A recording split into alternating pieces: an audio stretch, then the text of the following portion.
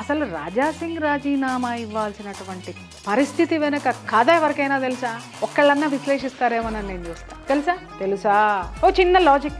ఎవరైనా ఒక ఎమ్మెల్యే పార్టీకి రాజీనామా చేశారు, అది ఆ పార్టీకి సంబంధించిన పెద్దలకు ఇచ్చారు, ఇట్స్ ఓకే.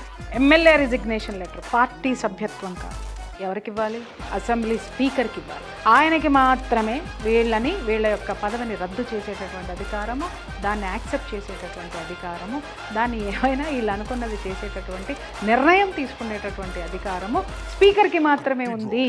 కానీ ఇక్కడ ఒక పెద్ద డ్రామా నడిచింది. ఇక్కడే పొలిటికల్ స్ట్రాటజీ అంటారు దాన్ని. ఇక్కడ రామచంద్రరావు గారి పేరు ఎప్పుడైతే తెర మీదకి తీసుకురావడానికి అధిష్టానం ప్రిపేర్ అయిందో, రిలీజ్ చేసిందో, వెంటనే అసంతృప్తి గొంతుకలు పైకి లేస్తాయి. వాళ్ళతోటి టీవీలన్నీ, మాధ్యమాలన్నీ నిండిపోతాయి, ఇంటర్వ్యూలు పెడతాయి, ఇంకోటి చేస్తాయి, విశ్లేషణలు పెట్టేస్తాయి. దానివల్ల పార్టీకి డ్యామేజ్ జరుగుతుంది. ఎందుకు అనంటే వాళ్ళ అభిమానులు ఉంటారు, ఆ ఆవేశంలో ఏమైనా మాట్లాడతారు. పార్టీకి సంబంధించినటువంటి వ్యవహారాలు, పార్టీలో ఉన్నటువంటి లొసుగులు, ఆ వ్యక్తిలో ఉన్నటువంటి లొసుగులు, లేకపోతే ఇంకొకళ్ళ గురించి, అధిష్టానం గురించి, ఇలాంటివన్నీ ఇప్పుడే మనము ఒక బాధలో ఉన్నప్పుడు, ఓడిపోయాం అనుకున్నప్పుడే ఉక్రోషంలో చాలా బయటకు వచ్చేస్తూ ఉంటే పార్టీకి డ్యామేజ్ జరుగుతుంది.